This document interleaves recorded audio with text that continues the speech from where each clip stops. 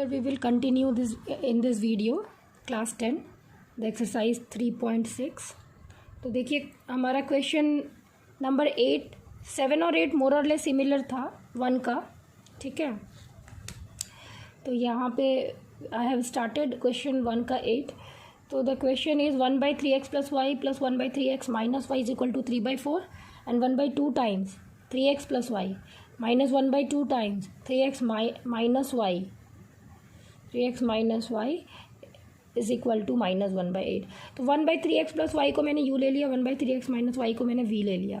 तो ये इक्वेशन कैसे रिड्यूस हो गया, u + v is equal to 3/4 and u/2 minus v/2 is equal to -1/8।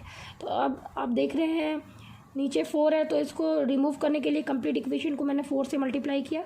यहाँ पे 2 और 8 का एलसीएम 8 है, तो कंप्लीट इसको फ्रैक्शन फ्री बनाने के लिए कंप्लीट इक्वेशन को हमने 8 से मल्टीप्लाई किया।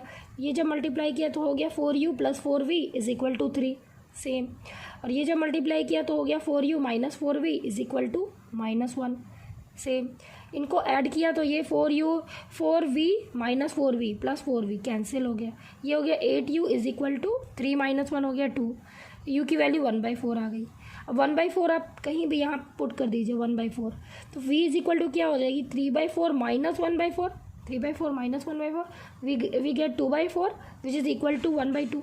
अब देखिए इसको सब्स्टिट्यूट बैक करेंगे तो you have got 2 values. you have got as 1/4 and v was 1/2. Now what was u? 1/3x plus y u थी, and what was v? 1/3x minus y v थी।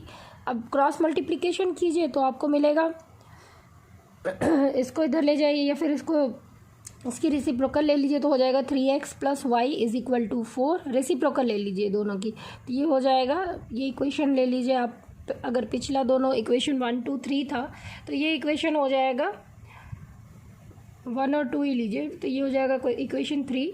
और इसकी रेसिप्रोकल लेंगे तो 3x - y is equal to 2। ये equation 4 add कर दीजिए तो ये कैंसिल हो जाएगा। We get 6x is equal to 6 implies x is equal to 6/6 which is equal to 1 and y will be किसी भी इक्वेशन से निकाल लीजिए। यहाँ से निकालती हूँ मैं, y is equal to 4 - 3x which is equal to 4 minus, यहाँ लिख दीजिए यूजिंग इक्वेशन 3, ठीक है।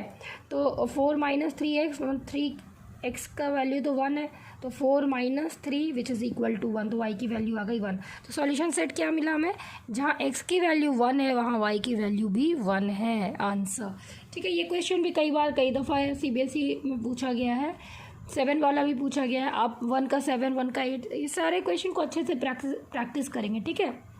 ज़्यादातर चांसेस होता है इधर से ही आता है क्वेश्चंस, ठीक है। एक आध और क्वेश्चन मैं असाइनमेंट में दूंगी तो आपका कंप्लीट रिवीजन हो जाएगा। अब नीचे देखिए, इसके बाद हम लोग क्वेश्चन नंबर 2 जो कि वर्ड प्रॉब्लम, इसको अच्छे से समझेंगे और बनाएंगे। अप स्ट्रीम, डाउन स्ट्रीम, ये सारे क्वेश्चन हम लोग अच्छे से समझ के बनाएंगे, ठीक है। तो पहला क्वेश्चन मैं आपके लिए पढ़ रही हूँ, क्वेश्चन नंबर 2 का 1। तो देखिए, Ritu can row downstream 20 km in 2 hours and upstream 4 km in 2 hours. Find her speed of rowing in still water and the speed of the current. तो सबसे पहले यहाँ पे आप still water, let the speed,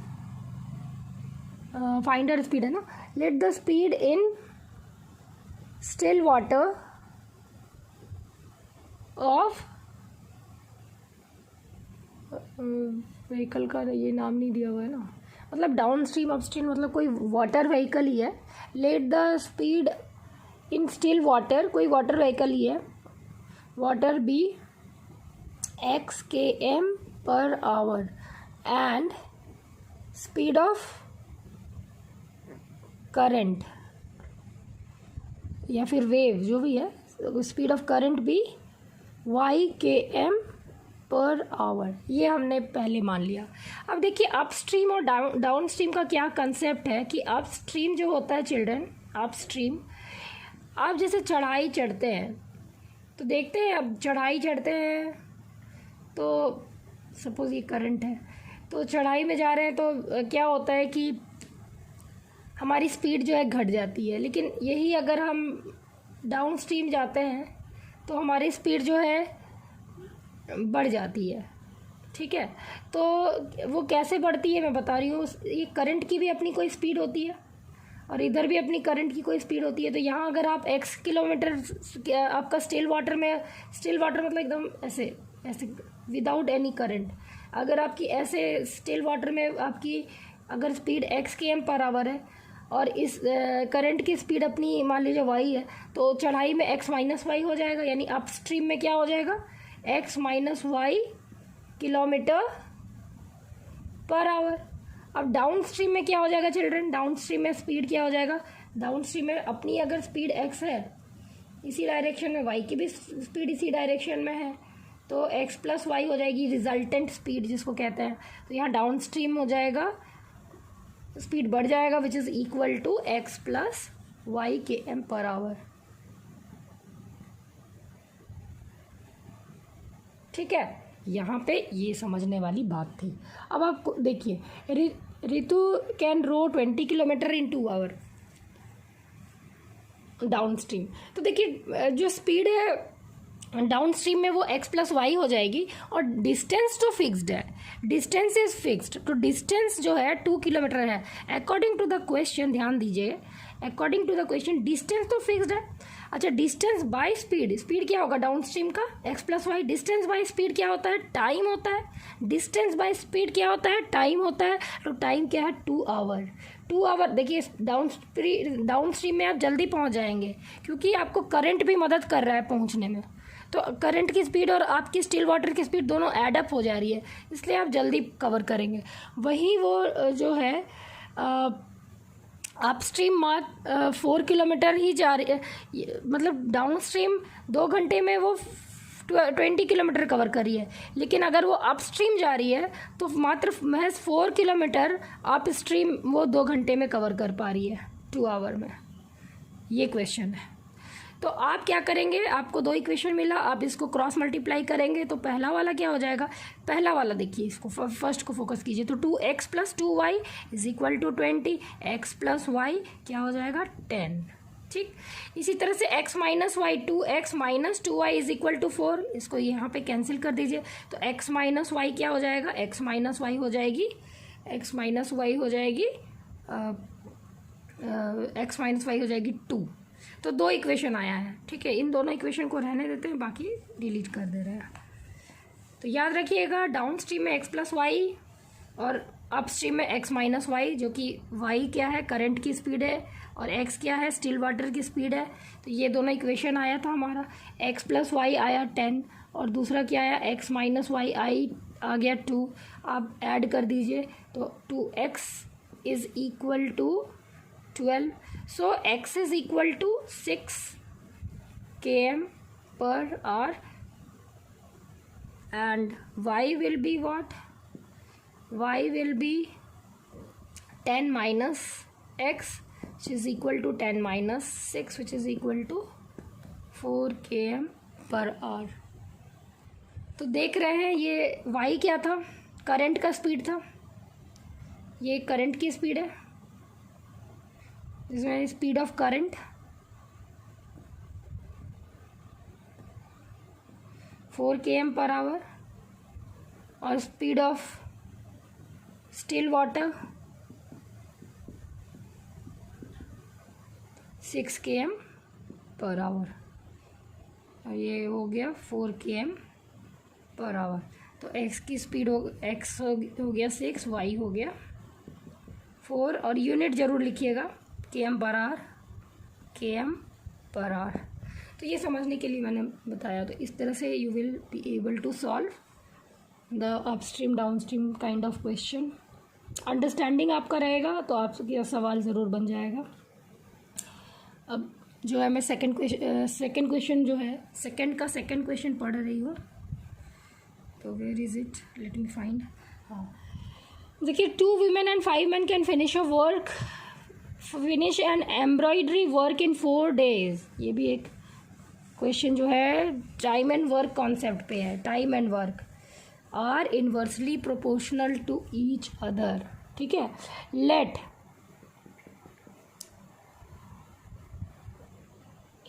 एक दिन का काम मानते हैं। Let women 1 day work women's, या फिर आप ऐसे लिखते हैं let women can do piece of work, अकेले जो कर रही हैं वो, in X days, where as man can finish in Y days। ये मान लिया। तो 1 day का 1 days वर्क पे काम करेंगे। 1 days वर्क ऑफ विमेन क्या हो जाएगा 1/x। अगर x दिन में पूरा काम हो रहा है तो एक दिन में 1/x काम हो रहा है, तो 1 days वर्क ऑफ मैन। अगर y डेज में कंप्लीट काम हो रहा है तो 1 day में 1/y हो रहा है। अब देखिए अकॉर्डिंग टू द क्वेश्चन, अगर दो औरतें काम करिए, 2 women काम करिए, तो एक दिन में एक women 1/x, 2 women 2/x, plus 5 men काम कर रहे तो 5/y। ठीक है, और काम कब तक फिनिश हो रहा है 4 days में काम हो रहा है, तो ये 1 day का काम 1/4 निकलेगा ना, 1/4। सिमिलरली जो है 3 women काम कर रहे हैं। ठीक है, 6 men काम कर रहे हैं और फिनिश हो रहा है काम 3 दिन में। तो एक दिन का काम इतना हो गया उनका 1, एक दिन का काम निकला 1/3। अब आपको 2 इक्वेशन मिल रहा है, आप इसको रिड्यूस करके इजीली बना सकते हैं। मैं ये ओमिट कर रही हूँ।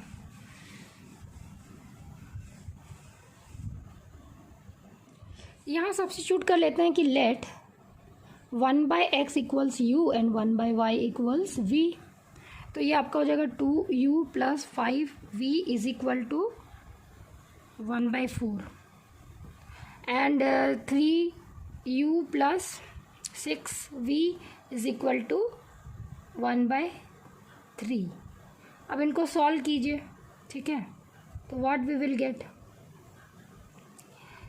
अब देखिए इन यहाँ पे 3 नहीं है तो इंटू 3 कर दीजिए, यहाँ पे 2 नहीं है तो इंटू 2 कर दीजिए। तो ये हो जाएगा कंप्लीट। ये इक्वेशन पहले लिख रहे हैं तो हो जाएगा 6u + 15v इक्वल टू 3/4 और नीचे हो जाएगा 6u + 12v इक्वल टू 2/3। ठीक है, घटा दीजिए तो you will get, this will be cancelled, this you will get 3v is equal to 3/4 - 2/3।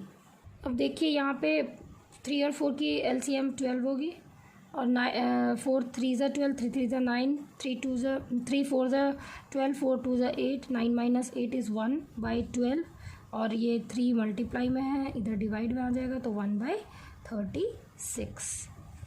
तो v क्या था आपका, v था 1/y। तो रेसिप्रोकल क्या हो जाएगा, y की वैल्यू 36 आ गई। ठीक है, और सिमिलरली अब हम लोग x की वैल्यू निकालेंगे। तो ये y की वैल्यू आई, मैं इधर निकाल रही हूँ x की वैल्यू, सपोज़ यहाँ निकाल रही हूँ। तो आप देखिए कौन सा इक्वेशन आपको सूट कर रहा है। मैं सपोज़ यहाँ से निकाल रही हूँ। v की वैल्यू थी 1/36 थी ना v की वैल्यू। तो यहाँ पे आप कहीं भी यहाँ पे मान लीजिए पुट कर रहे हैं तो u की वैल्यू हो जाएगी 1/4 - 5/36 और होल, ये 2 डिवाइड में चला जाएगा तो 1/2। अब इसको सॉल्व करेंगे तो हो जाएगा 1/2। ठीक है, दोनों का LCM होगा 36, ये हो जाएगा 9 माइनस सेम 5। अब ये हो जाएगा 4/2 × 36, 9, तो हो जाएगा 1/18। ठीक है। तो यहाँ पे आपको क्लियर दिख रहा है कि u की वैल्यू 1/18 है। यहाँ पे आगे बना रहे हैं, u की वैल्यू अगर 1/18 है तो 1/x हो गया 1/18, तो x की वैल्यू रेसिप्रोकल निकाल लीजिए, 18 हो गया, 18 डेज। तो यहाँ पे सॉल्यूशन क्या आ गई, y equal to 36 where as x equals to 18, ठीक है। तो x क्या था आपका, पीस ऑफ वर्क वीमेन कर रही हैं 18 डेज में, वही पीस ऑफ वर्क मैन कर रहे हैं 36 डेज में। तो आप देख सकते हैं वेरिएशन। क्वेश्चन नंबर 3 देखिए, ठीक है।